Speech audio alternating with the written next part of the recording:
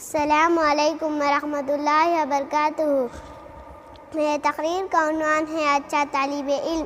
طلب العلم فریضۃ علی کل مسلم۔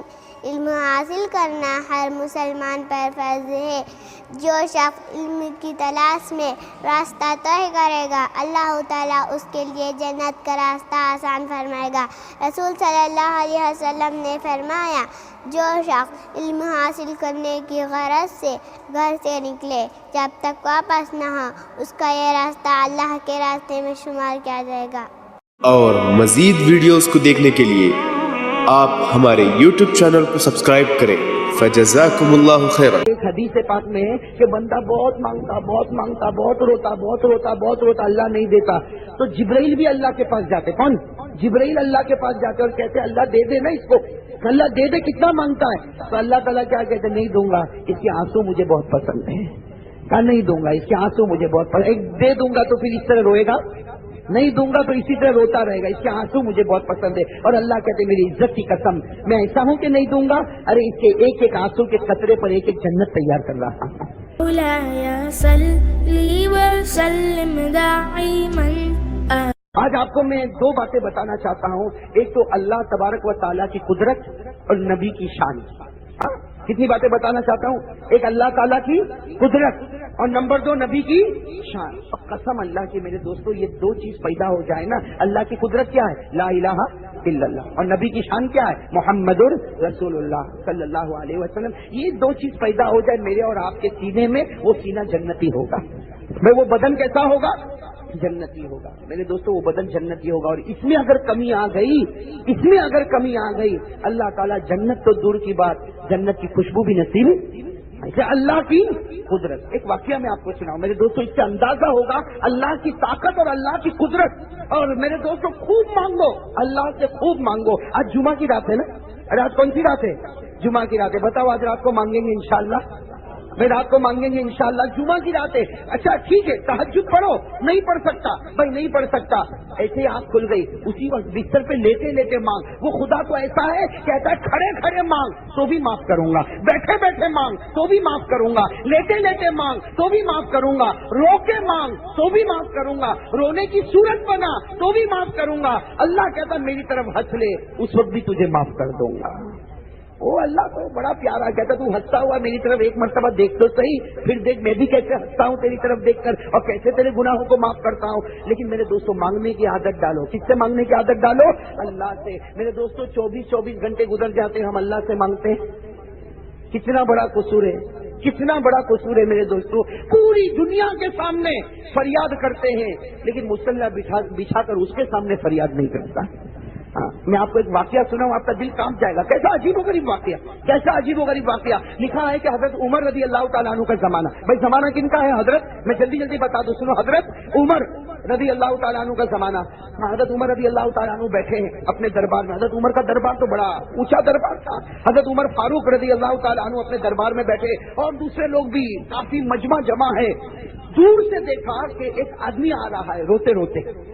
دور سے حضرت عمر رضی اللہ تعالیٰ عنہ نے دیکھا ایک آدمی روتا روتا آ رہا، اور اس کے ہاتھ میں ایک چھوٹا سا بچہ، جیسے دودھ پیتا بچہ ہوتا ہے نا، دودھ پیتا بچہ، لیکن بہت کالا کلوٹا بچہ۔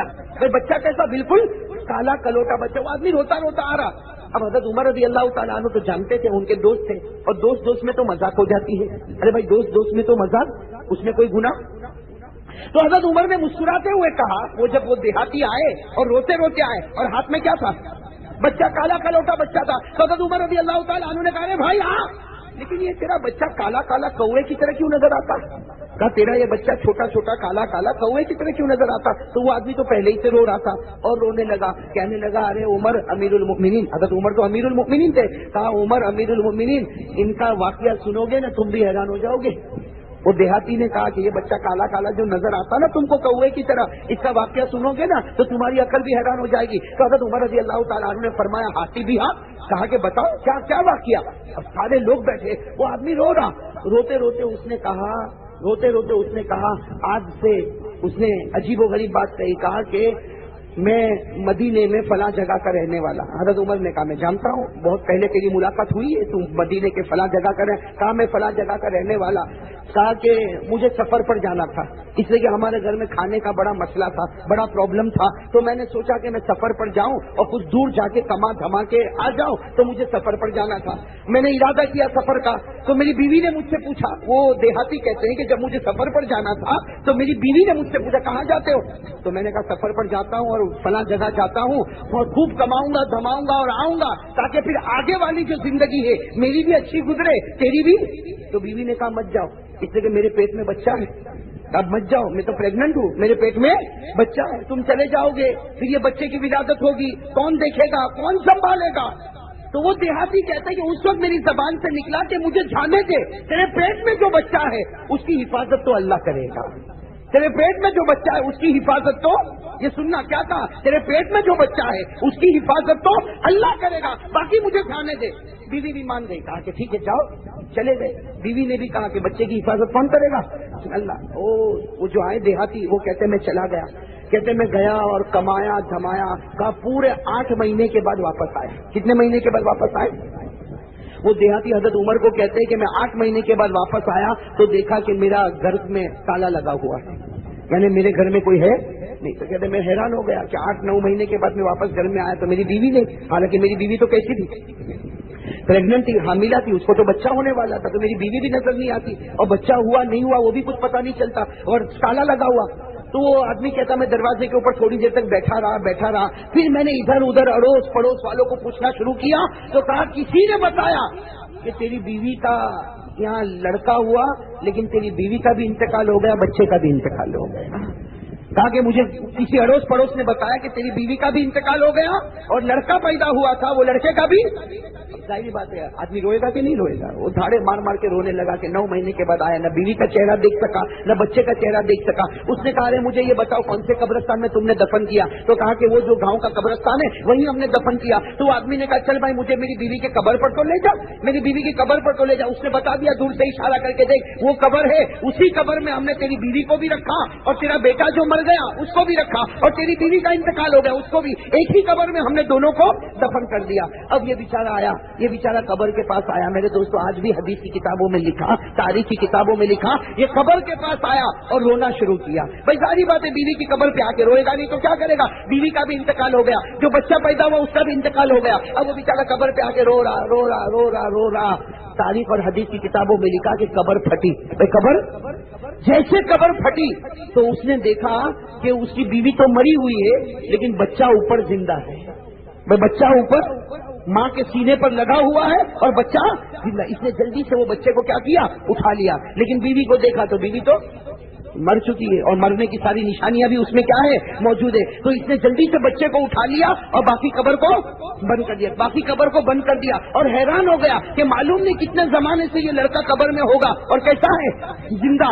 ابھی تو وہ سوچ رہا, میرے دوستوں کتابوں میں لکھا, وہ سوچ رہا, غیب سے اللہ کی آواز آئی کہ اے میرے بندے, تو نے بچے کو میری حفاظت میں دیا تھا, اس لیے بچہ ہم نے تجھے واپس کر دیا. اگر بیوی کو بھی حفاظت میں دیا ہوتا آج بیوی بھی تجھے واپس کر دیتا.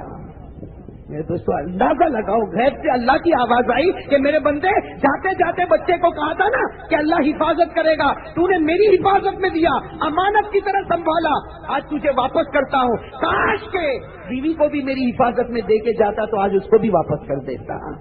میرے دوستو یہ واقعہ کیا بتاتا, حضرت عمر رضی اللہ تعالیٰ عنہ نے سنا, ہم نے بھی سنا, لیکن وہ عمر تھے, وہ عمر سے یہ داڑھی مبارک سے آنسو کے قطرے ٹپک رہے, داڑھی مبارک سے آنسو کے قطرے ٹپک رہے, آنسو کے قطرے ٹپکتے عمر فاروق نے کہا صحیح بات ہے, جو میرے خدا کا بن جاتا خدا اس کا بن جاتا ہے.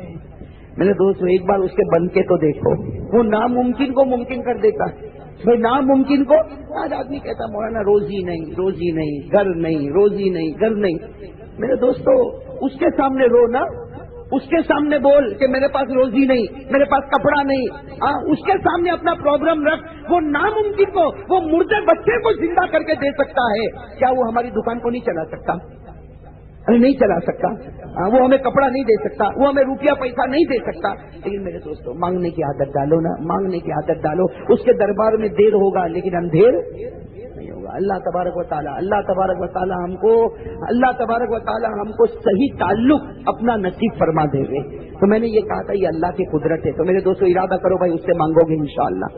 ارے بھائی مانگو گے نا اس سے انشاءاللہ. میں نے مرکز پر میں ایک زمانے میں تھا, آج سے تقریباً 16 سال پہلے 3 دن تک میں مرکز پر رہا, اور اللہ کا احسان ہے, وہ اللہ ہی دینے والا, اللہ کا احسان ہے. 3 دن تک حضرت مولانا عمر پالنپوری, نام سنا ہوگا آپ نے, حضرت مولانا عمر پالنپوری رحمۃ اللہ علیہ, ان کے کمرے میں, اور انہوں نے بالکل مجھے بچے کی طرح رکھا. ایک ہی کمرے میں, ان کا بستر ادھر لگتا تھا, میرا بستر وہاں لگ جاتا تھا, اور بھی ہمارے سب دوست تھے, کسی کا بستر دروازے پر لگ جاتا تھا.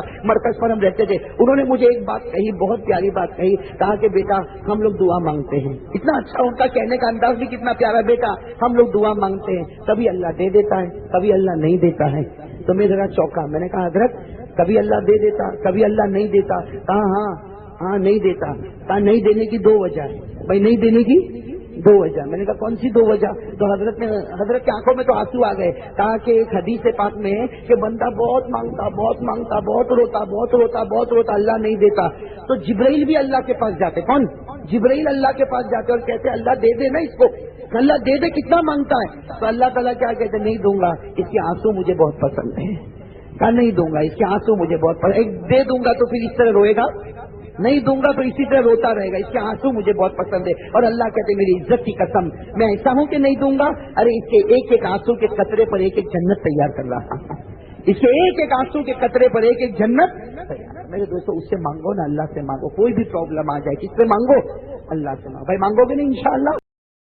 اور مزید ویڈیوز کو دیکھنے کے لیے آپ ہمارے YouTube چینل کو سبسکرائب کریں. فجزاکم اللہ خیرا. الدعوة نور وضاء تجلو ظلمات الحيران منهج خير الناس